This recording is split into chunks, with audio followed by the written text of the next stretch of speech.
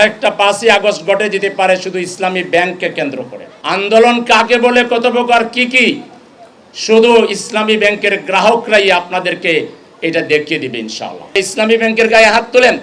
ইসলামী bank আপনাদের কারোর টাকায় হয় নাই, সরকারের টাকায় হয় নাই। ইসলামী ব্যাংক হয়েছে দেশের জনগণের টাকায় আর আমাদের কিছু বিদেশি বন্ধু কোম্পানির টাকায়। এই ব্যাংককে যদি দমাতে চান, প্রেসিডেন্ট এরশাদ, স্বৈরাচারী এরশাদ সরকার ঢাকার বুকে গাজীপুরে একটা ইসলামী বিশ্ববিদ্যালয় সহ্য করে নাই, যার ফলে সেটা সে ঝিনাইদহ কুষ্টিয়া পাঠাইছিল।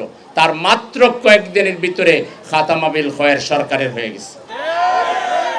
সরকারের খাতামাবিল খয়ের হইতে বেশি দিন লাগে নাই।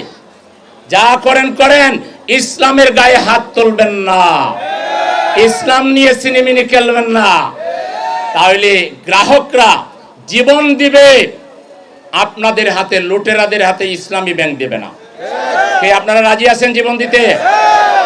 এই যুব বিভাগী আন্দোলনের নেতৃত্ব দিবে ইনশাআল্লাহ। আপনারা আন্দোলন কাকে বলে, কত প্রকার ও কি তা দেখার জন্য প্রস্তুতি নেন। আপনারা তো আন্দোলন দিয়ে সিনেমা দেখতেন, হরতাল দিয়ে ঘরে বসে সিনেমা দেখতেন। আপনারা হরতাল দিয়ে বিভিন্ন বন্ধু বান্ধব আওয়ামী লীগের বাড়িতে যাইয়া হরতাল পালন করতেন। হরতাল আওয়ামী লীগের বিরুদ্ধে চা নাস্তা খাইতেন আওয়ামী লীগের বাড়িতে, আর জটিকা মিছিল করতেন ওসিকে ম্যানেজ করে।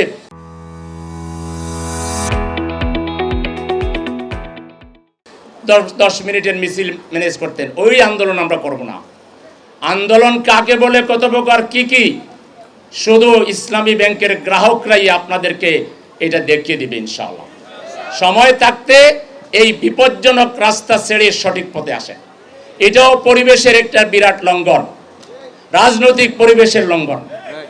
রাজনৈতিক পরিবেশ ঠিক রাখার জন্য মাননীয় প্রধানমন্ত্রী, আপনার দায়িত্ব সবচেয়ে বেশি। আপনার আশপাশে যারা আপনার সাথে যারা তেল মারতেছে, এই তেলবাজরা বাংলাদেশের রাজনীতি জানে না। বাংলাদেশের মানুষ সিমেন্টের মতো মিহি, ঠান্ডা, নরম, পোলাইট, কিন্তু তারা যদি গর্জে উঠে তাইলে 5ই আগস্ট তারা গোটাইয়ে ফেলে। এবং আরেকটা 5ই আগস্ট ঘটে যেতে পারে শুধু ইসলামী ব্যাংককে কেন্দ্র করে। সেজন্য আমি বলছিলাম পরিবেশের কথা। এই পরিবেশ বলতে কি রাজনৈতিক পরিবেশে এসে গেল। আরে এটাও গুরুত্বপূর্ণ। আজকে রাজনীতি যদি ভালো না থাকে, বাজারে জিনিসপত্রের দাম কিন্তু অনেক বেড়ে যাবে। তাহলে পরিবেশের লঙ্ঘন না? আজকে রাজনীতি যদি ভালো না থাকে, জীবনের নিরাপত্তা থাকবে না।